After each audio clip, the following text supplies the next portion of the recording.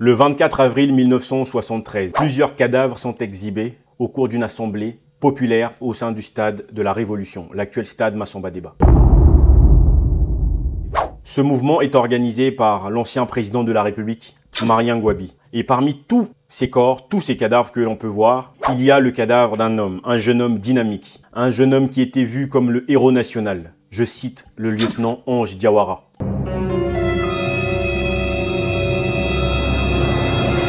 Peut-on aujourd'hui attribuer au lieutenant Ange Diawara le titre du plus grand révolutionnaire congolais? Nous allons pouvoir y répondre dans cette vidéo. Mais avant de rentrer dans le vif du sujet, si vous venez de découvrir la chaîne Terre Noire, sachez qu'ici on parle d'Afrique, on parle de noir, de tous les sujets qui tournent autour de l'africanité. Si ce genre de sujet vous intéresse, n'hésitez pas à vous abonner, à partager la vidéo. Si vous appréciez ce contenu, partagez-la au maximum, likez, parce que c'est comme ça que nous allons nous faire connaître un peu plus dans la communauté. Jingle.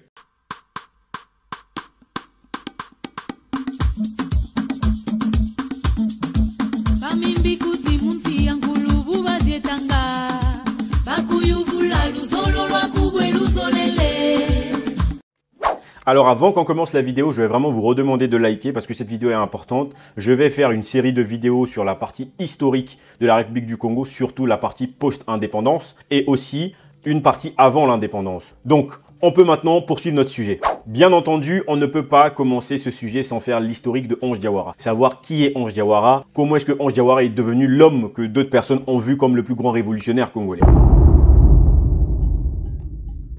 Ange Bidier Diawara est un officier et un homme politique congolais qui est né à Sibiti le 31 mai 1942 ou 41. Voilà, il y avait des problématiques à cette époque de savoir quelle est la date exacte. Par rapport à toutes les sources que j'ai pu trouver, j'ai trouvé 3 dates, 1941, 1942 et 1943. Par logique, j'ai choisi la moyenne, donc j'ai pris la date d'entre les deux. Mais il est fort probable que la date ne soit pas exacte sur l'année, bien entendu. Si vous allez sur Wikipédia, vous n'avez pas nécessairement la même information. Et sur les sources que vous allez pouvoir trouver, d'ailleurs, vous aurez les sources dans la description, hein, toutes les sources que j'ai pu consulter pour faire cette vidéo. Ange Diawara est né d'un père malien, Monsieur Roger Maudit Diawara, et d'une mère qu'on peut appeler Lari ou Congo, on ne sait pas exactement, mais voilà, vous savez déjà la discussion qui existe sur la question de Lari ou Congo. Donc cette dame qui s'appelait Elisabeth Charlotte Bidier. Déjà, c'est un élément marquant. Ange Diawara n'est pas congolais 100%. On voit très souvent aujourd'hui des Congolais qui remettent en cause la congolité des autres du fait que ces personnes soient des 50%. Alors avant de donner des leçons à qui que ce soit de patriotisme et de nationalisme, montrez que vous êtes d'abord un meilleur exemple qu'Ange Diawara. Ensuite, là, on pourra suivre votre discours. Il faut noter que Ange Diawara naît dans une période qui est la période de la guerre mondiale. La guerre mondiale, pour celles et ceux qui ne savent pas, alors la guerre des Occidentaux qu'ils ont fait appeler guerre mondiale, donc la deuxième guerre mondiale, qui date de 39 à 45. Ange Diawara naît dans cette période-là. Il se trouve que justement dans cette période, c'est la période où aussi la République du Congo est la capitale de la France libre. Ce qui est un élément marquant. Le Congo a un grand rôle à jouer par rapport à la France, puisque quelques années plus tard, le Congo va même acquérir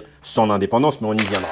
Nous sommes donc dans un contexte où le Congo est une colonie française. Le Congo est encore une région qui appartient à la France. Ange Diawara est un jeune de Bas-Congo. Pour ce qui est de son parcours scolaire, c'est très simple. Il fait premièrement l'école primaire à Sibiti. Sibiti est une localité de la République du Congo, où même son père était enseignant. Ensuite, il poursuit son collège à l'école de la mosquée de Poto-Poto. Et ensuite, il est élève au lycée Savorgnan de Brazza. Et c'est à cette époque-là, les amis, qu'il fait connaissance avec un homme qui s'appelle Monsieur André Ambessa. Retenez bien ce nom parce que André Ambessa va être un homme décisif dans la carrière de Ange Diawara. Ange Diawara et André Ambessa sont tous deux des militants de l'UJC, l'Union de la jeunesse congolaise, et aussi de l'ASCO. L'ASCO, qui était une grande association à cette époque-là, qui avait un grand impact au sein de la jeunesse congolaise, qui était l'association scolaire du Congo. À l'époque de Ange Diawara, vous devez comprendre que les jeunes étaient très dynamiques, les jeunes étaient très respectés et les jeunes avaient un vrai impact, un impact réel. Dès le lycée, vous aviez déjà des associations comme ça pour des organisations de la société. Ange Diawara devient même le dirigeant de l'ASCO en 1960.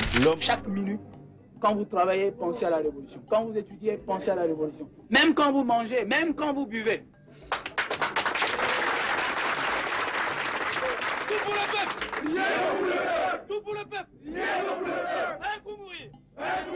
L'homme est tellement brillant que il finit par devenir dirigeant de l'ASCO. Il continue à mener un petit peu ses luttes. Et à l'époque, Ange Diawara déclenche déjà ce qu'on appelle une grève suite aux abus du colonialisme. À l'époque, il y avait beaucoup d'abus du colonialisme. C'était Monsieur Youlou qui était d'abord Premier ministre avant les indépendances, ensuite qui est devenu président. Ange Diawara voyait que Youlou dealait un peu trop avec les colonialistes et lui voulait vraiment sortir de cette emprise coloniale finalement de la France. Donc il y avait déjà cette volonté finalement de devenir beaucoup plus indépendant que le titre d'être indépendant tout court. Et on voit déjà de cet homme-là, Ange Diawara, qui est très jeune à cette époque, mener des troupes, mener des grèves, et c'est quelque chose qui marque déjà les esprits. On comprend que Ange Diawara n'est pas un jeune homme comme les autres. C'est un jeune homme qui a une sorte d'aura. Il est surtout à côté d'un homme aussi qui est André Ambessa, qui aussi était un homme très fort à ce moment-là. Il marque déjà les esprits. Ensuite, Ange Diawara donc va faire des études de sciences économiques. À un moment où André Ambessa, je crois exactement, va au Cameroun pour aller faire des études dans des églises protestantes. Et au retour de André Ambessa, ce qu'il faut comprendre, c'est qu'Ambessa est très apprécié. Il prend le lead assez facilement déjà de ses direction d'association des églises protestantes. Et à ce moment-là, les deux réfléchissent à un truc. Ils se disent, il faut qu'on ait la capacité de pousser la jeunesse à agir différemment. Il faut qu'on ait la capacité de pousser la jeunesse à se donner un peu plus d'énergie pour travailler pour le pays. Qu'est-ce qu'ils vont faire? Ils vont créer une sorte de confrontation, une sorte de conflit entre des églises, une sorte de rivalité, on va le dire. C'est-à-dire que André Ambessa, lui qui est du côté des protestants, Ange Diawara va plutôt se ranger un petit peu du côté des catholiques pour essayer de pousser la jeunesse. Et l'objectif était simple, c'était d'augmenter l'action collective. Le but, c'était de créer des rivalités patriotiques, donc en créant des actions collectives. C'est-à-dire, on a l'impression que d'un côté, les protestants, ils vont dire que voilà, nous, on est plus patriotiques, on fait beaucoup plus de choses pour la jeunesse, on nettoie beaucoup plus les rues que vous. Et les catholiques vont se sentir vexés. À ce moment-là, ils vont dire que nous aussi, on va vous prouver qu'on est plus patriotique que vous. Mais derrière tout ça, on sent qu'il y a une volonté, il y a un esprit de génie de Ange Diawara et d'André Ambessa, parce que finalement, ils ont créé dans une rivalité quelque chose qui apporte du positif à la jeunesse, quelque chose qui apporte de belles choses. Là, on voit déjà des éléments qui marquent l'esprit d'un génie, des éléments qui marquent l'esprit d'un leader. Et c'est comme ça que Ange Diawara se démarque très rapidement avec André Ambessa dans le milieu de la jeunesse. Finalement, Ange Diawara et André Ambessa décident donc de créer des quartiers jeunesse. Une fois qu'ils ont créé ces mouvements d'église, finalement, ils vont créer ce qu'on appelle des quartiers jeunesse. Les quartiers jeunesse, bien sûr, ils se sont appuyés sur l'UGC et l'ASCO, qui étaient déjà des associations dans lesquelles ces derniers appartenaient. L'UGC, à cette époque, est très puissant à Bakongo. Je tiens à rappeler que Ange Diawara est un jeune de Bakongo. À une époque où Fulbert Youlou avait même demandé l'interdiction de l'UGC. Il voulait à tout prix éteindre cette association parce qu'elle avait une force qui faisait un peu peur aux gens comme Youlou justement, qui voyaient dans cette jeunesse une capacité à emmener une forme d'insurrection, voire même à le dégager du pouvoir. Et on y arrivera bien entendu puisque c'est ce qui est arrivé juste après. Donc tous les jeunes se retrouvent quasiment dans des quartiers jeunesse. Les quartiers jeunesse qui ont été créés par Ange Diawara et André Ambessa, ils se retrouvent un peu, ils se connaissent un peu tous, des gens de l'ASCO, de l'UGC, d'autres associations. Et dans ces quartiers jeunesse là, ils se démarquent par une chose parce que Ange Diawara et André Ambessa vont organiser des formations politiques et militaires. C'est-à-dire que on est dans un truc où on crée une association, des quartiers jeunesse, on va faire une organisation politique et militaire. Ange Diawara et André Ambessa sont dans la vingtaine. Alors, juste une information, André Ambessa, semble-t-il, est né en 1935 et Ange Diawara, comme je l'ai dit, en 42. Alors, j'ai un peu du mal à comprendre si c'est vraiment des âges exacts, puisque si les deux ont vraiment des âges exacts, avec 7 ans d'écart, j'ai un peu du mal à comprendre comment ces deux ont pu se rencontrer au lycée. Parce que le lycée, je vous rappelle, c'est quand même 3 ans de parcours, et Ange Diawara a 7 ans de moins qu'André Ambessa. Alors bon, ça, je vous laisse vraiment, j'ai laissé toutes les sources, c'est très compliqué l'histoire du Congo, vous savez comment ça se passe, on n'a pas toujours toutes les informations. Et donc, une fois qu'ils ont organisé ces quartiers jeunesse, ils vont prendre beaucoup d'initiatives. On voit tout de suite Ange Diawara qui mène la jeunesse vers des initiatives de nettoyage. Ils ont appelé ça des opérations retroussant les manches. Donc, ils ont appelé une opération retroussant les manches, c'est-à-dire qu'on va nettoyer toute la ville. Nettoyer d'abord, forcément nos quartiers. Et ça, c'était quelque chose à cette époque qui était marqueur. Parce que quand on voit la jeunesse congolaise aujourd'hui, qui n'a pas de leader en réalité, qui s'empiffre d'alcool tous les jours, à une époque où on est proche des années 60, on a une jeunesse qui est beaucoup plus dynamique avec des leaders qui sont des jeunes aussi, je le signale. Ce ne sont pas des leaders avec des gros ventres qui ont mangé l'argent du gouvernement et puis qui viennent embrouiller la jeunesse. À cette époque, les leaders, c'est des gens comme Ange Diawara qui justement sont avec les jeunes. Lui-même est un jeune et crée des opérations de ce genre. Toutes ces opérations de solidarité étaient menées au sein de plusieurs quartiers. Ils ont aussi même créé une opération qu'ils ont appelée Banane dans le Mayombe. Et l'opération Banane dans le Mayombe, voilà, a été même démocratisée quasiment partout au sud du pays. Les quartiers jeunesse, c'est un peu aujourd'hui ce qu'on appelle des mouvements citoyens. Il faut comprendre que c'était des organisations collectives. Il n'y avait pas un leader vu comme un dieu, mais il y avait surtout des personnes qui étaient des leaders parce qu'ils prenaient le lead, qui étaient en tête. Vous avez donc André Ambessa, vous avez Ange Diawara, qui était vraiment dans l'opérationnel. Il faut savoir qu'à cette époque, beaucoup de jeunes ont pris part au quartier jeunesse. La plupart, pendant les vacances, ont travaillé dur. Tout le monde a pris une petite formation politique, une petite formation militaire. Vous vous rendez compte qu'on est quand même dans un moment où Ange Diawara se dit, vu la situation de la République du Congo, vu l'emprise qu'il y a de la France sur le Congo, nous devons nous former politiquement, nous devons nous former militairement parce que nous devons être prêts. Et c'est ça la vision de Ange Diawara à ce moment-là, lui-même qui est un jeune qui a la vingtaine. Et les choses vont maintenant commencer à basculer par rapport à Ange Diawara. Jusque-là, c'est juste un jeune qui fait parler de lui, mais qui est dans son mouvement de jeunes avec ses amis. Nous sommes maintenant en août 1963. le président Fulbert Yulu commet une grosse bêtise. Cette bêtise, c'est de vouloir mettre le monopartisme. Dans un pays où on a une jeunesse qui est dynamique, qui veut à tout prix changer les choses, Fulbert Yulu, lui, veut s'accaparer le pouvoir, veut sécuriser les choses en passant par le monopartisme parce qu'il y avait trop de divergences politiques. Et il y a eu pas mal de révoltes par rapport à ça, pas mal de personnes qui n'étaient pas d'accord. Et alors, Fulbert Yulu commet donc l'irréparable en mettant en prison des il met en prison 3 et ça, c'était le déclenchement des trois glorieuses, pour celles qui ne savent pas. Alors, peut-être que dans une vidéo de Yulu, je reviendrai dans les détails de toute cette partie-là. Les trois glorieuses, c'est la révolte qui s'est tenue le 13, le 14 et le 15 août 1963, qui a même poussé le président Fulbert Yulu à la démission. À cette époque, Ange Diawara et André Ambessa se distinguent encore par leur capacité à mobiliser la jeunesse. Ces deux personnes étaient là sur le terrain lorsqu'il y a eu cette insurrection, lorsque le peuple n'était pas d'accord par rapport à ce qui s'est passé. Pendant 3 jours, c'était très compliqué. Et Yulu démissionne à ce moment-là. Et lorsque Yulu démissionne, l'armée donne le pouvoir à Massamba Deba. Lorsque je dis l'armée, c'est-à-dire qu'en accord avec l'armée, celui qui devient président de la République, c'est M. Alphonse Massamba Deba, qui est donc le successeur de M.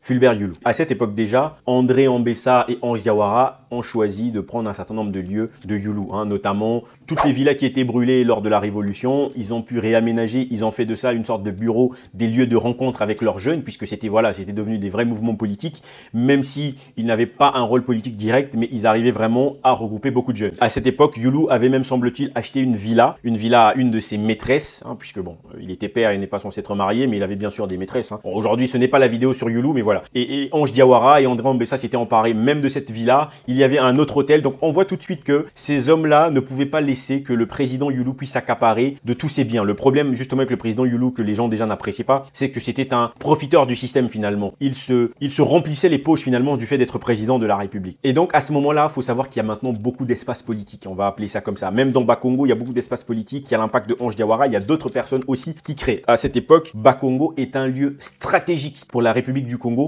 surtout sur la question du pouvoir, parce que la jeunesse de Bakongo est dynamique, elle est gronde. Quand je dis elle est gronde, c'est-à-dire elle a un grand nombre, et il faut à tout prix finalement essayer d'amadouer Bakongo si on veut avoir le pouvoir en République du Congo. Donc vous avez même devant vous là une image qui représente justement les nouveaux espaces politiques à cette époque-là. On voit bien les sections, comment est-ce que c'était représenté. En 1964, Alphonse Massamba Deba n'est finalement pas si différent de Fulbert Yulu. Lui aussi vient avec une ambition, celle du monopartisme encore. Et Alphonse Massamba Deba, pour s'assurer que tout cela va fonctionner et pour amadouer tout le monde, il va d'abord créer le MNR. Donc le MNR qui est le Mouvement National de la Révolution. Et pour contrôler cette jeunesse, Alphonse Massamba Deba sait qu'il y a deux hommes qui sont très forts. Il y a André Ambessa qui est un peu plus âgé par rapport à Ange Diawara et qui est aussi très connu à ce moment-là. Il donne à André Ambessa le poste de ministre de l'Information, de la Jeunesse et des Sports dans le gouvernement où, écoutez bien, le Premier ministre est monsieur Pascal Lissouba. Pour celles et ceux qui ne savent pas, Pascal Lissouba fut un ancien président de la République du Congo. Retenez bien cela, parce que ça a une importance plus tard. Et donc par la suite, André Ambessa, bien entendu, va créer la JMNR. Si vous voulez, la JMNR, c'est simplement le Mouvement National des Républicains, mais pour les jeunes. Donc J, c'est Jeunesse Mouvement National des Républicains. Bien entendu, dans cette même année, Diawara interrompt donc ses études et va se donner à la Révolution à 100%. Et il intègre la JMNR. Ange Diawara est donc membre de la JMNR et il est 3e vice-président de la JMNR, puisque Ange Diawara, en tant que représentant et président, on va le dire, de son organisation des quartiers jeunesse, il lui faut justement un poste comme ça pour pouvoir emmener toutes les personnes des quartiers jeunesse dans la JMNR. Il faut déjà noter qu'à cette époque, beaucoup d'organisations se créent et c'est quasiment quelque chose de normal, qu'il y ait des jeunes quasiment partout qui créent des organisations parce qu'ils étaient beaucoup plus matures et ils avaient compris la nécessité de s'organiser autour d'une idéologie quelconque. Et ce qu'il faut savoir, c'est que la JMNR est donc un groupement de jeunes qui n'est pas censé être armé. En réalité, ils sont juste armés avec des bâtons. Mais, notez-le bien, il y avait déjà des brigades qui avaient des armes. Alors, pas forcément des armes chargées. Vous avez donc monsieur Luc Kimbola Kaya, qui était un officier progressiste aussi proche de Ange Diawara, qui avait déjà par exemple donné un fusil MAS-36 et MS-49 à quelques brigades de Bakongo. Alors, ces armes, bien entendu, c'était des armes très anciennes, quasiment obsolètes. Mais c'était surtout pour que ces armes puissent servir à l'instruction. Le fait de donner à la JMNR des armes, c'était surtout pour que ces derniers puissent avoir l'habitude de porter des armes et de pouvoir déjà comprendre le fonctionnement d'une arme, même si ces armes n'étaient pas forcément fonctionnelles. Et vous avez bien entendu Ange Diawara et Prosper Matoutampo Matumpolo, qui était aussi un ancien de l'UGC, Prosper Matumpolo, on y reviendra, qui avait également pris en charge la formation d'une brigade d'élite. Donc Ange Diawara comprend tout de suite qu'il y a la JMNR, on doit avoir une sorte de brigade d'élite qui va servir à encadrer les autres brigades au niveau local. On voit tout de suite la vision de l'homme. On comprend que Ange Diawara a toujours une vision de gestion. Il comprend qu'il faut une formation militaire au départ, il comprend qu'il faut une formation politique. Lorsqu'il vient dans la JMNR, il se rend compte qu'il faut de la formation, donc il faut créer une brigade qui va s'assurer de former les autres. Bon, pour ce qui est de la JMNR accueillait principalement des gens de 16 à 20 ans. Voilà. Mais bon, la limite d'âge n'a pas toujours été respectée, ça c'est autre chose. Et à cette époque, on peut même voir une petite image qui va vous montrer justement la brigade de la JMNR. Il y avait même des femmes. Alors, il n'y avait pas beaucoup de femmes, mais il y avait quelques femmes dans la JMNR. Le problème de la JMNR, c'est que la JMNR est un regroupement de personnes qui n'ont pas de leader direct. Dans la JMNR, il y a un peu trop de leaders, un peu trop d'autonomie. Voilà là où commencent les problèmes. Ange Diawara comprend que c'est un danger, mais Ange Diawara n'est personne d'autre à part responsable de section. Je vais vous montrer une petite image que vous allez voir de plusieurs sections, des sections de la JMNR dans Bakongo simplement. Comme je vous ai dit, Bakongo, c'était le fief. Regardez par vous-même combien il y avait de sections de la JMNR dans Bakongo. Parce que trop de leaders. Donc chaque leader voulait sa section.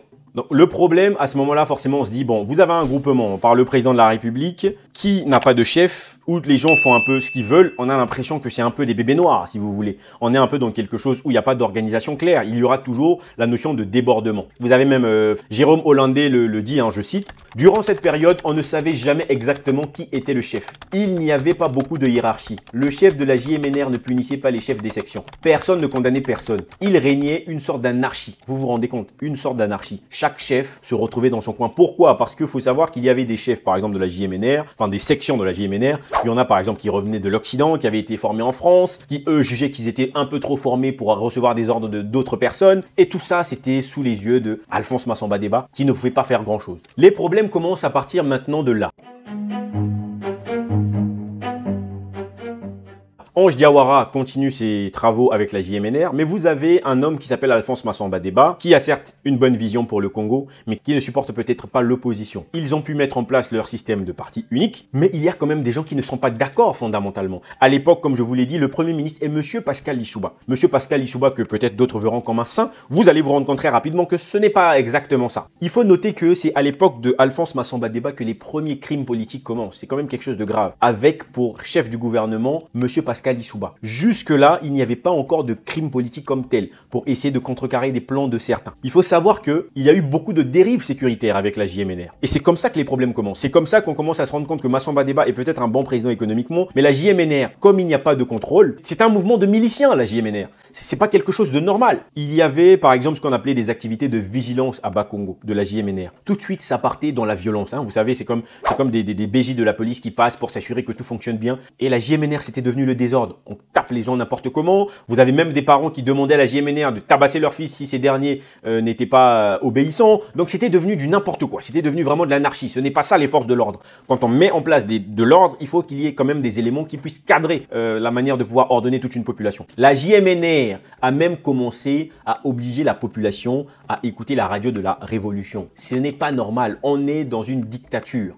Il n'y a pas d'autre mot. À cette époque, déjà, les gens observent surtout deux hommes, puisqu'il y a un problème de section. Tout le monde a ses sections, et il y a deux hommes qui font beaucoup de terreur à ce moment-là. Il y a Mabouaka et Castro. Pour les gens qui connaissent un petit peu, vous avez de toute façon tous les liens en description pour essayer de comprendre. Voilà, Mabouaka et Castro font du n'importe quoi. Ils font partie de la section 36 à Bakongo. Ils massacrent des gens, c'est le cas de le dire, et tout le monde n'est pas forcément d'accord. On les appelle même les assassins. Ange Diawara observe tout ça de loin. Il n'est pas forcément d'accord, mais Ange Diawara n'a pas tous les pouvoirs. Je tiens à rappeler ici qu'en février 1965, il y a eu une grosse vague de répression. D'ailleurs, cette histoire, elle est toujours floue jusqu'aujourd'hui, je n'ai pas la réponse exacte. Cette vague de répression a emmené à l'assassinat de 3 personnes majeures en République du Congo. Je le rappelle, sous le gouvernement de Monsieur Lissouba, avec Alphonse Massamba Déba, que parfois des gens prennent pour des saints. Premièrement, vous avez Monsieur Lazare Matsokota, qui est procureur de la République, Monsieur Joseph Poibou, président de la Cour suprême, et Monsieur Anselme Massouemé, directeur de l'Agence congolaise d'information. Il n'est pas normal, je n'ai pas la raison exacte, je ne vais pas commencer à spéculer sur le sujet. Il y a beaucoup de raisons qui ont été évoquées. Forcément, président de la Cour, procureur de la République, on essaie d'éliminer ce genre de personnes parce que on veut créer un autre mouvement, quelque chose qui n'est peut-être pas constitutionnel. Mais on va y arriver très rapidement et vous allez vous rendre compte. Et déjà en 1964, il y avait déjà plusieurs dirigeants politiques qui devaient s'enfuir parce qu'il y avait une purge.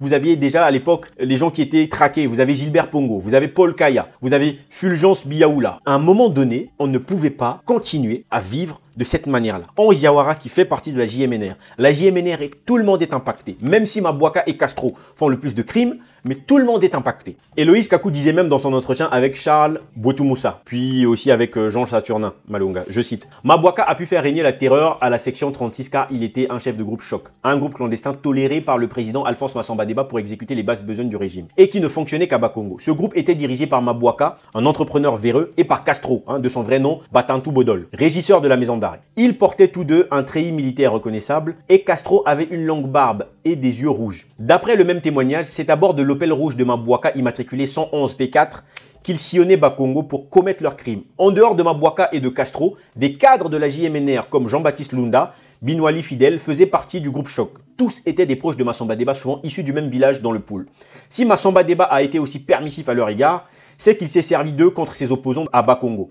Mais le groupe est dissous en 1965, en partie après une nouvelle affaire de l'assassinat de Lazare Matsokota. Vous comprenez que tout de suite, il y a un lien entre l'assassinat de Lazare Matsokota et Alphonse Massamba Deba. Ange Diawara observe tout ça, il fait partie d'un certain nombre d'opérations, mais est-ce que Ange Diawara valide le fait qu'il faut tuer Matsokota et les autres? Je ne suis pas sûr. Ange Diawara commence à comprendre que Massamba Deba est un homme avec une grande vision, avec Pascal Lissouba, mais ces deux-là n'acceptent pas la contradiction, au risque même de tuer tous leurs opposants. Ce n'est pas normal. Bizarrement, après que ces trois grands hommes qui représentaient une grande partie de la nation meurent, en 1965, Massamba Deba décide de créer la défense civile et donne la direction de la défense civile à monsieur Ange Diawara. La défense civile, si vous voulez savoir ce que c'est un groupement paramilitaire qui échappe au contrôle du ministère de l'Intérieur. L'objectif est simple. Massamba Deba veut que l'armée traditionnelle soit écartée parce qu'il qualifie l'armée traditionnelle d'appendice de l'armée française. Et pour lui, cette armée est incompatible à ces nouvelles intentions aux orientations de la Révolution. Ce groupement collaborait forcément avec des Cubains, et à cette époque de la Révolution, il y avait monsieur Ernesto Guevara. C'est comme ça que les Cubains sont devenus très proches des Congolais grâce au mouvement de la Révolution de la défense civile. On a donc deux groupes qui se présentent. On a la défense civile d'un côté, on a l'armée régulière. Dans cette armée régulière, il y a un homme qui est puissant, mais qui n'a pas encore montré sa puissance jusqu'à ce moment-là. C'est monsieur Marien Gouabi. Nous allons venir et vous allez comprendre le pourquoi. Dans la même année, il y a une fête nationale, bien entendu. La JMNR est présentée aux yeux de tout le monde lors de la fête nationale. Vous pouvez voir là, sur la photo de la JMNR, il y a même André Ambessa qui est devant en train de représenter la JMNR. Alors, pour ce qui est de la défense civile, je tiens à vous rappeler que la défense civile, ce n'était pas des anges. Ange Diawara, ça n'a jamais été un ange. Il y a eu beaucoup d'exactions qui ont été faites. La défense civile a massacré pas mal de personnes. Ça, c'est une réalité. C'était maintenant une sorte de terreur. Ils ont été équipés à la limite de plus que l'armée, j'ai envie de dire. Parce que le plan de Massamba Deba, c'était de mettre à dos l'Occident. Sauf que la manière de faire n'était pas forcément la meilleure. Et on ne peut pas organiser une milice croyant que cette milice va nous protéger et préserver le pays dans l'ordre. Massamba Deba est un bon président d'un point de vue économique, mais d'un point de vue sécuritaire, zéro. Il y a trop de personnes qui se permettent ce qu'ils veulent, sous prétexte qu'ils sont des éléments de Massamba Deba, sous prétexte qu'ils font partie de la défense civile. Et ça, l'armée l'observe. L'armée observe Ange Diawara. À cette époque, Marien Gouabi commence à se dire non, cette situation n'est pas normale. Ange Diawara ne peut pas se permettre tout ce qu'il veut avec Massamba Deba. Alphonse Massamba Deba dissout finalement son gouvernement et il va nommer donc en 1966 un nouveau gouvernement avec pour premier ministre Ambroise Noumazalaï. Il faut savoir qu'à cette époque, il y a deux hommes qui se démarquent, comme je vous l'ai dit. Il y a Ange Diawara et Marien Gouabi. En juin 1966, Marien Gouabi va tenter de faire quelque chose. Il va tenter de faire un coup d'État. Pourquoi Marien Gouabi va tenter de faire un coup d'État? Parce que Alphonse Massamba Deba veut enlever la valeur de l'armée. Accompagné de Ange Diawara, ces derniers se disent que l'armée, comme ils ont dit, est une sorte d'appendice de l'armée française. Il faut donc créer une sorte de nouvelle armée. Et l'Assemblée nationale va voter une loi transformant les forces armées congolaises en armée populaire nationale. Malheureusement, le coup d'État ne passe pas parce qu'à cette époque, la défense civile menée par Ange Diawara est devenue très puissante. Marien Gouabi affaibli. Dira même dans son récit qu'il n'y avait pas assez de nordistes dans le système du gouvernement et qu'il y avait trop les Bakongo. Marien Gouabi fut muté à Pointe-Noire. Et bien entendu, Marien Gouabi refuse. Et lorsque Marien Gouabi refuse cette mutation, il est emprisonné. Lorsqu'il est emprisonné, il est rétrogradé au rang de soldat. Encore une erreur d'Alphonse Massamba Deba. Et les mouvements militaires commencent. Tous les partisans de Marien Gouabi et les militaires de son bataillon ne sont pas d'accord. Ils vont occuper les endroits du gouvernement. Comme on a mis Marien Gouabi en prison, personne ne va lâcher l'affaire. Le chef d'état-major à cette époque, le commandant Mounsaka, est même emprisonné parce que le chef d'état-major, le commandant Mounsaka, voulait rejoindre les éléments du bataillon pour leur donner des ordres. On récupère le commandant Mounsaka, on le met en prison. La défense civile de Ange Diawara parvient à rétablir l'ordre en République du Congo à ce moment-là. Ange Diawara montre sa capacité à gérer les conflits. Il passe par des négociations pour calmer les choses du côté de l'armée classique et du côté de la défense civile de son côté. Vous devez savoir une chose, avant qu'on continue d'avancer. Il y avait des divergences politiques entre le président et une bonne partie du gouvernement militaire représenté par Marien Ngouabi. Il prônait le socialisme bantou de Senghor. Et les autres, eux, voyaient le socialisme scientifique qui était déjà prôné par Lissouba et Noumazalaï. Marien Ngouabi était bien entendu remis en liberté et avait son grade. Nous sommes donc en juillet 1968. Un élément important va se passer en juillet 1968. Il y a une montée de contestation. Massamba Deba fait encore arrêter Marien Ngouabi. C'était la fois de trop. Massamba Deba dissout l'Assemblée nationale et le bureau du MNR. Il suspend même la constitution de 1963 et devient lui-même Premier ministre. À un moment donné, Ange Diawara se dit « Mais ce mec, il commence à déconner, il y a un truc qui ne va pas dans sa tête. » Et ce qui arrive derrière, c'est qu'il y a eu beaucoup d'affrontements entre les partisans de la défense civile et une partie de l'armée. Ngouabi est libéré et même le lieutenant Kinganga est libéré aussi. Les éléments de Ngouabi sont allés chercher le lieutenant Kinganga aussi. Pourquoi je parle du lieutenant Kinganga? Vous allez comprendre parce que ça va revenir bientôt. Et plusieurs personnes dans la foulée. Le président est forcément affaibli. Pourquoi? Parce que Ange Diawara finalement se rend compte qu'il va se ranger du côté de Marien Ngouabi. Ange Diawara se dit « Massamba Deba fait un peu trop de bêtises. Cet homme a une bonne façon de voir les choses certainement sur la vision économique, mais cet homme ne supporte pas la contradiction. Cet homme a des méthodes qui sont un peu trop drastiques. Ce n'est pas normal. » Et Massamba Deba ne comprend pas tout ça. Mais en réalité, Ange Diawara, bien qu'il n'a pas eu une formation classique militaire, il a une vision beaucoup plus militaire. Et donc, il comprend beaucoup plus facilement la vision de Marien Ngouabi plutôt que celle de Massamba Deba, qui veut imposer des choses alors que ce dernier n'a rien prouvé en termes de parcours militaire. Massamba Deba comprend donc la situation. Il est contraint de trouver un moyen d'organiser les choses au mieux. Il va donc prendre les deux hommes qu'il a jugés qui sont les hommes forts, Marien Ngouabi et Ange Diawara. Il veut faire la même chose qu'il avait déjà fait lorsqu'il avait installé le monopartisme en récupérant Ange Diawara des quartiers jeunesse. Et à ce moment-là, en août 1968, un nouveau gouvernement est formé. Et dans ce nouveau gouvernement, bien entendu, il y a donc un nouveau Conseil national de la Révolution, le CNR, qui a maintenant pour président Marien Ngouabi. Marien Ngouabi décide d'intégrer les soldats de la milice de la défense civile. Donc il passe un deal avec Ange Diawara. Ange Diawara accepte de passer le deal avec Marien Ngouabi pour que ces milices de la défense civile intègrent l'armée régulière de Marien Ngouabi. Ange Diawara est même mis au grade de lieutenant. La politique, c'est ça, c'est un deal. Une bonne partie de la défense civile n'est pas d'accord avec Ange Diawara, puisque Ange Diawara lui-même critiquait cette armée qui était la continuité de l'armée française et va finalement intégrer cette armée. Mais ce mouvement-là, ces accords-là vont anéantir finalement la question de la défense civile. Massamba Deba n'a quasiment plus de force. Ange Diawara n'est quasiment plus de son côté. Ange Diawara est donc membre du Conseil d'État, vice-président du CNR et lieutenant de l'armée de terre. Et notez-le bien, le 16 août, un acte fondamental va abroger la Constitution de 1963, comme je vous l'ai dit, et institue légalement le CNR. Le CNR devient l'organe législatif provisoire. C'est devenu le véritable lieu du pouvoir. Le CNR qui est présidé par Marien Ngouabi, comme je vous l'ai dit, Massamba Deba ne devient qu'un simple membre. Et malheureusement pour Massamba Deba, le CNR va dépouiller le fonctionnement du président de la République, Massamba Deba. Et le 20 août 1968, le commandant Alfred Raoul est nommé Premier ministre par décision du CNR. Massamba Deba n'a plus aucun pouvoir. Après que le CNR a déjà incorporé la défense civile dans l'armée régulière, les tensions continuent de monter. Il y avait encore quelques partisans qui n'étaient pas d'accord. Des partisans de Massamba Deba qui étaient encore au sein de la défense civile. Malheureusement, le 29 août, l'armée donne l'assaut contre la défense civile. Au bout de 3 jours d'affrontement, c'est la reddition des partisans du président. Retranché au camp de la météo, il refuse de se rendre et livre des combats contre l'armée. Après la victoire de l'armée, qui coûte la vie à des dizaines de jeunes miliciens, souvent mineurs d'ailleurs, je le signale, on a André Ambessa qui était encore dans ce groupement et ses alliés qui sont arrêtés, jugés et condamnés. André Ambessa, si vous vous en rappelez, qui a rencontré Ange Diawara à une certaine époque au lycée, devient jugé et condamné. Alphonse Massamba Deba est contraint de démissionner. Et lorsque Alphonse Massamba Deba démissionne, Alphonse Massamba Deba sait une chose. Ange Diawara est un homme intègre. Ange Diawara est un homme de conviction. Ange Diawara est un homme qu'on peut faire confiance, qui dit les choses telles qu'il le pense. Massamba Deba, contraint de démissionner, il envoie une lettre à Ange Diawara. Une lettre qui est importante. Vous allez voir la lettre qui vous sera affichée. Vous trouverez aussi la lettre en description. Je vais lire la lettre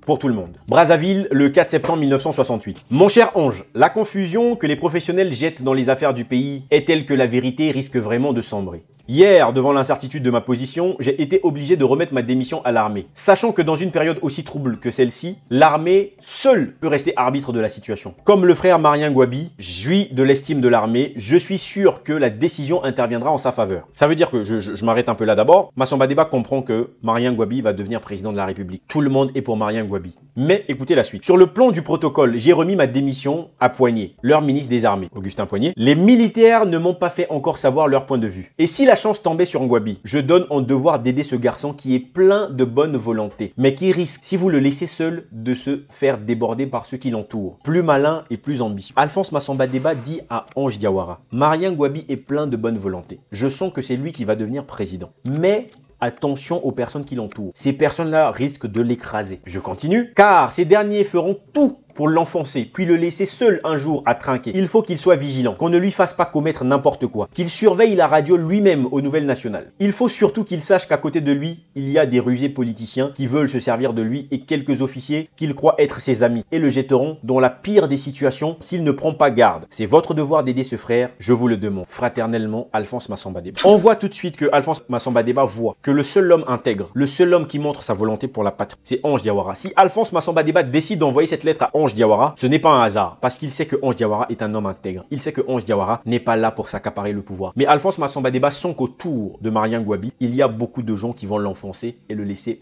seul. Vous comprendrez que Massamba Deba n'avait pas tort. Ange Diawara reçoit l'information et comprend, il devient un vrai allié de Marien Ngouabi. Ange Diawara est même l'un des fondateurs du Parti congolais du travail, ce qu'on appelle aujourd'hui le PCT qui existe jusqu'à aujourd'hui. Diawara croit en la vision de Marien Ngouabi. Il est dévoué, il est motivé, il montre sa capacité à agir. Diawara, au sein de l'armée, va engager un travail de formation politique de différentes unités de l'armée. Diawara comprend que pour lui, il faut toujours que chaque militaire soit formé politiquement. On ne peut pas avoir un militaire qui n'est pas formé politiquement. Et là, vraiment, je suis totalement d'accord avec lui, ça c'est une vision normale. Pour avoir des militaires qui raisonnent, qui comprennent les enjeux, ils doivent être formés politiquement. Et il multiplie un certain nombre de séminaires. Il a même créé un comité révolutionnaire. Au cas où il y aurait potentiellement des choses qui tournent mal, ce comité peut agir. Il crée même un slogan puisqu'il demandait aux soldats donc non seulement d'être formés politiquement, mais l'endurance, être fort physiquement. Parce que Diawara, il faisait beaucoup d'arts martiaux et pour lui, un soldat devait être bien physiquement. Pas vos soldats avec des gros ventres là qu'on voit aujourd'hui. Le problème, c'est que Ange Diawara gagne beaucoup trop en popularité et ce n'est pas normal. Marien Ngouabi n'apprécie pas trop cela. Et surtout, les personnes autour de Marien Ngouabi ne veulent pas d'un homme comme Ange Diawara. Ange Diawara veut trop former les militaires politiquement. Ange Diawara veut trop faire les choses dans l'ordre. Alors qu'il y a des gens autour de Marien Ngouabi qui veulent s'accaparer le pouvoir, qui veulent un pouvoir transethnique et qui ne veulent pas finalement que ce soit une question d'idéologie. Donc former les militaires politiquement, c'est donner à ces militaires cette possibilité de croire à des idéologies, alors que ces derniers doivent croire à leurs ethnies, selon certains bien entendu. Le 23 mars 1970, vous avez un lieutenant qui s'appelle Pierre Kingonga. Pierre Kingonga, surnommé Siroko, il va tenter un coup d'état contre Marien Ngouabi, en complicité à cette époque d'ailleurs avec la RDC, où il était en exil depuis sa sortie de prison. Pierre Kingonga était déjà un partisan de Youlou. Ange Diawara déjà ne pouvait pas être d'accord avec Pierre Kingonga, puisque lui, partisan de Youlou, Ange Diawara avait fait dégager Youlou, enfin lors de, quand je dis avait fait dégager, en tout cas a fait partie de la révolution contre Youlou. Un homme comme Kingonga, il est perçu comme un ennemi. Mais Ange Diawara n'avait pas compris que c'était Kingonga qui avait vu des choses de loin, qu'il y avait un désordre qui commençait à s'installer. Et à cette époque-là, on voit deux hommes, Ange Diawara et Monsieur Yombi Opango, deux leaders qui sont présents lors des affrontements avec le lieutenant Kingonga. Je tiens à rappeler ici que le lieutenant Kingonga, lors des affrontements, a été tué puisqu'ils avaient pris possession de la radio. Ils ont été tués. Ange Diawara faisait partie de ces gens qui ont tué Kingonga. Encore lui, au service de Marien Ngouabi. Mais ça ne va pas durer longtemps. Le 1er avril 1970, Diawara, étant donné qu'il avait fait ses preuves par rapport à tout ce qui s'est passé avec Kingonga, Ngouabi le nomme ministre. Il est ministre du développement chargé des eaux et forêts. Et je peux vous assurer que Ange Diawara a fait du bon boulot. Il n'a rien volé. L'homme est intègre. Il ne vole rien. Il fait son travail. Sauf que Ange Diawara se démarque très rapidement de l'entourage de Marien Ngouabi parce qu'une fois qu'il est devenu ministre, il commence à comprendre les rouages. Il commence à comprendre que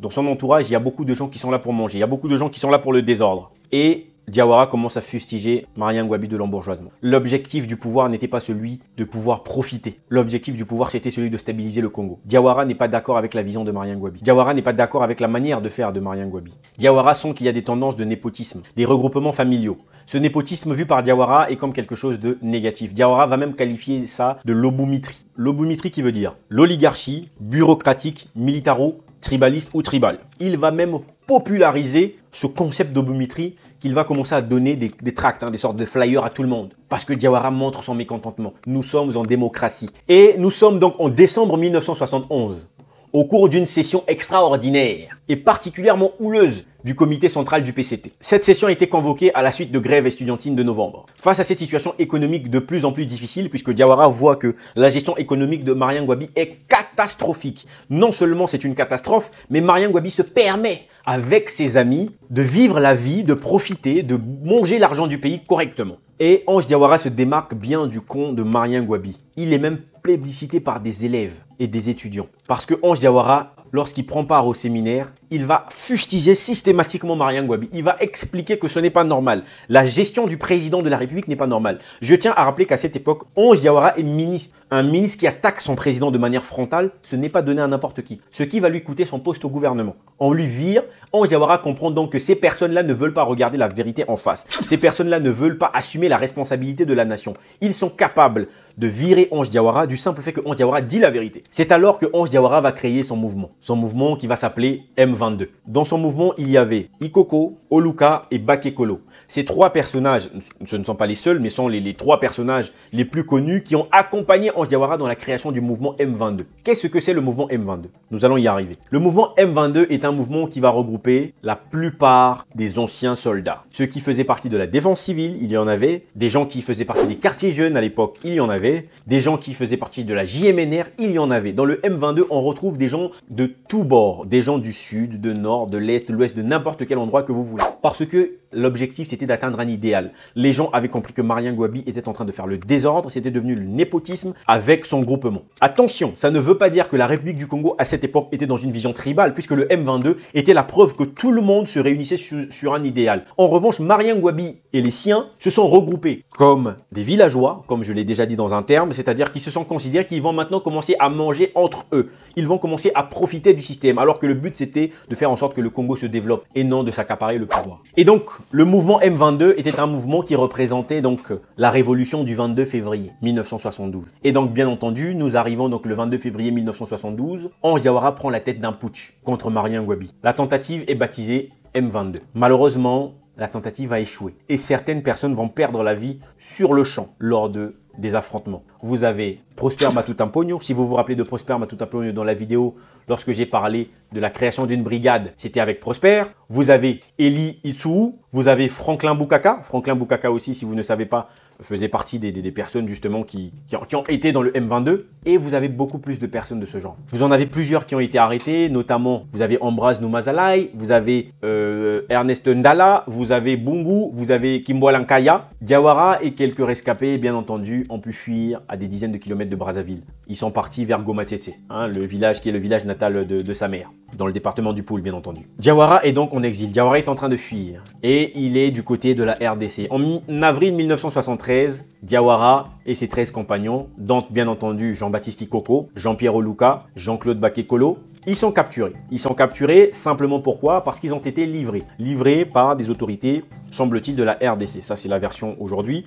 À l'époque, c'est monsieur Mobutu qui est président de la République. Il semble que Diawara avait déjà critiqué Mobutu par rapport à sa gestion calamiteuse de la République démocratique du Congo. Et donc, comme il avait jugé que Mobutu était un nulard, Mobutu, c'était une forme de revanche aussi. Et Mobutu avait donc renvoyé ses prisonniers en République du Congo. Alors, je ne parlerai pas de ce qui s'est passé après, parce qu'il y a beaucoup de thèses. Et pour des raisons de sécurité, je ne vais pas énoncer ces thèses. Vous avez tous les éléments dans la description. Vous allez pouvoir retrouver vous-même des thèses qui expliquent chaque chose qui s'est passée. Mais retenez une chose, c'est à ce moment-là que lorsque Diawara a été livré, qu'il a été abattu. Maintenant qu'il a été abattu par X ou Y, nous, on ne va pas rentrer dans ça. Comprenez que Ange Diawara aurait été abattu une fois qu'il a été livré, ainsi que ses compagnons. Une fois que Ange Diawara est abattu, il est présenté au stade de la Révolution, qui est donc l'actuel stade Alphonse Massamba Déba. En plein jour, des cadavres d'hommes sont représentés. Marien Ngouabi veut montrer sa puissance, son pouvoir. On montre la tête de Ange Diawara devant tout le monde mort. Celui qui était vu comme le Che Guevara africain, l'homme de la révolution congolaise, pour influencer le peuple, pour dire qu'il n'y aura plus de bandits. Kingonga est venu, nous avons éliminé. Diawara, qui était parfois appelé l'immortel, a aussi été éliminé. Marien Ngouabi, ayant éliminé Diawara, pensait se mettre à l'abri. Il a pu montrer à tout le monde qui il était. Il a éliminé Kingonga. Il a éliminé Diawara, qui était appelé l'immortel. Pensait que sa situation était maintenant meilleure. Mais là, Marien Ngouabi ne s'est pas rendu compte d'une chose. C'est que c'est la mort qui l'attendait. C'était son propre assassinat. Finalement, la lettre qu'avait envoyée Massamba Déba à Ange Diawara, c'était une pure vérité. Puisque Marien Ngouabi, quelques années plus tard, a été éliminé. Mais ça, on le verra certainement dans une vidéo sur Marien Ngouabi, si vous likez celle-ci. Mais vous devez retenir une chose de Ange Diawara. C'est que Ange Diawara est était très jeune. Si vous pensez que vous êtes trop jeune pour faire des choses, détrompez-vous. Ange Diawara a eu des postes à responsabilité très jeunes. Il était un grand leader très jeune. Il est devenu ministre très jeune, alors que peut-être vous avez même dépassé la trentaine, voire la quarantaine et vous croyez que c'est pas encore le moment. Non, c'est le moment de vous organiser, c'est le moment de faire des choses. Et il y a aussi une chose qui est importante. Ange Diawara est l'incarnation même de ce qu'est le patriotisme. Il a donné sa vie pour sa patrie, pardon. Il y a des gens qui parfois, comme je l'ai dit, pensent que le patriotisme, c'est le fait de faire du bruit sur Internet. Ange Diawara l'a prouvé de par ses actions. Et je tiens à rappeler, Ange Diawara est né d'un père malien. Donc si lui qui, à 50%, est l'exemple du patriotisme, j'attends de voir ceux qui sont des donneurs de leçons du patriotisme au Congo nous montrer de quoi sont-ils capables. Lorsqu'ils seront capables de faire mieux que Ange Diawara, là peut-être on comprendra leur discours. Car le plus important, ce n'est pas d'être 50, 100 ou 20%. Le plus important, c'est d'agir pour le pays. Et le plus important, c'est de se donner corps et âme pour le pays. Et ce n'est pas de venir dire que je suis d'un père ou ce... On n'en a rien à faire de vos discours bêtes. Retenez une chose les amis. Ange Diawara n'était pas un ange. Il a commis un certain nombre de choses et ça on ne l'oubliera pas. Mais retenez aussi que Ange Diawara avait quand même l'amour pour sa patrie. En tout cas, j'espère que vous avez apprécié cette vidéo. Je n'ai pas abordé le côté familial de Ange Diawara parce que l'histoire serait trop longue et vous avez beaucoup de sources déjà là-dessus. Je vous invite à consulter les sources en description et on se retrouve très bientôt dans une prochaine vidéo. Si vous likez et vous vous abonnez, que vous commentez celle-ci, Imeni.